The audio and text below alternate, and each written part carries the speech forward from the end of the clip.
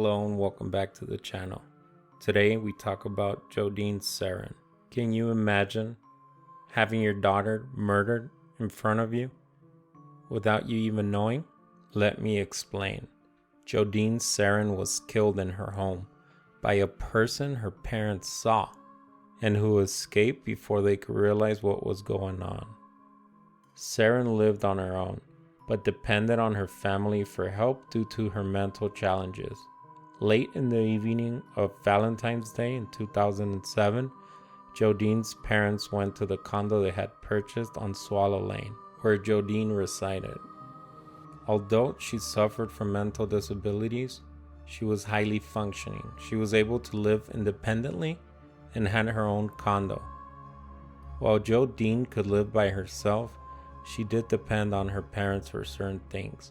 That's why they always came by to check up on her and make sure everything was okay. Around 10 p.m., when the movie had finished, the couple had decided that they needed to go check on Jodine. The last time they had spoken with her was the night before, and it was rare for them to go an entire day without having communication with her. Art and Lois, Jodine's parents, were knocking on the front door. Nobody answered. It was weird. That had never happened before. She was always there. She always responded. But this time there was something going on. They were worried. The couple had a spare key, which they attempted to use, but it didn't work because there was a chain on the latch from the inside. They noticed that all the lights were on and called her name through the partial opening of the door. Again, no reply. As their concern grew, Art kicked the door in, breaking the lock. The lights were on. Everything seemed normal. We were thinking she was in bed or in the shower. Little did they know, after entering Jodine's condo, they went straight to her bedroom and opened the door. What they saw next was shocking. A naked man on top of Jodine. Assuming they interrupted an intimate moment between their daughter and her partner, they decided to rush out of there. As minutes passed by, there was no movement from Jodine's bedroom, so they decided to knock. After receiving no reply, they decided to slowly open the bedroom door. Nothing could prepare them for what happened next. The couple found the man gone, vanished, nowhere to be seen, and Jodine dead. She was cold to the touch. This indicated that she had been killed hours before they had gotten there. She was viciously attacked and strangled. They grabbed her and laid her on the ground to try to resuscitate her, but it was too late. The man they saw on top of their daughter was a killer, and what was taking place was not consensual sex. It was necrophilia. This horrendous crime happened on Valentine's Day in 2007, where 39-year-old Jodine Serrin lost her life. An investigation of the crime scene was unable to uncover an entry or an exit point. No windows in the bedroom had been broken, and there was no sign of forced entry. Investigators think that the killer snuck out through the front door. When Art and Lois had discovered them, they walked to a part of the condo where they could not visibly see the front door of the bedroom. The investigation revealed male DNA was found at the crime scene, but when ran through the state database, it turned out there was no matches.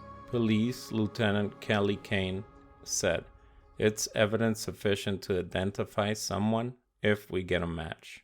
Jodine's murder was the second murder in the city that year. This murder stunned the residents in the upscale and large condominium complex where Jodine had lived and died.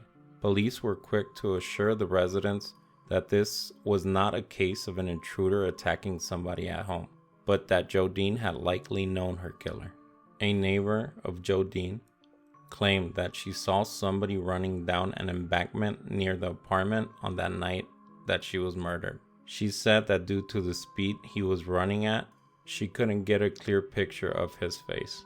There was a lot of speculation that if Jodine had willingly opened the door for her killer, implying that it could have been somebody she actually knew. Art told the police that he thought he recognized the man as somebody Jodine knew through her circle of disabled friends. When this man was identified, he provided a DNA sample and it did not match. the one found at the crime scene, so he was ruled out of the case. 10 years have passed by, and little to no suspects were emerging.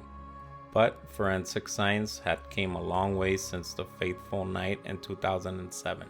In 2017, innovative DNA technology by Parabon Nanolabs was performed to transform genetic material found at the crime scene into a digital image. According to its analysis, the suspect had fair light skin, green or blue eyes, was blonde or brown hair with some freckles. According to Art and Lois, the man they saw in Jodine's bedroom was a heavy-set man with a large stomach. They estimated that he was around 5 feet and 8 inches tall to 6 feet tall. We believe that the suspect was an acquaintance of or had just met the victim, said Tony Johnston, an investigator of the San Diego District's Attorney Office. Thanks to the DNA technology, they created an image. This had given Art and Lois hope that one day their daughter's murder can finally be solved. A year later, in November of 2018, David Mabrito was identified as a suspect of the rape and murder.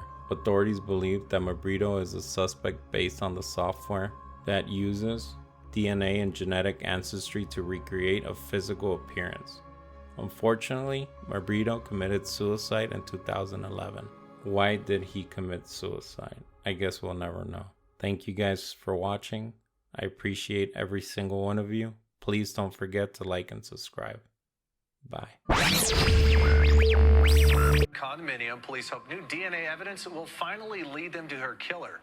39-year-old Jodine Serrin was killed on Valentine's Day 2007. Suspect and what Serrin's parents are saying about their daughter's cold case murder. Heather? Getting that monster off the streets, quite frankly. Couple recalled the deadly night on Valentine's Day 2007 when they went to check on their 39-year-old daughter, Jodine Serrin, and kicked down the door after no answer.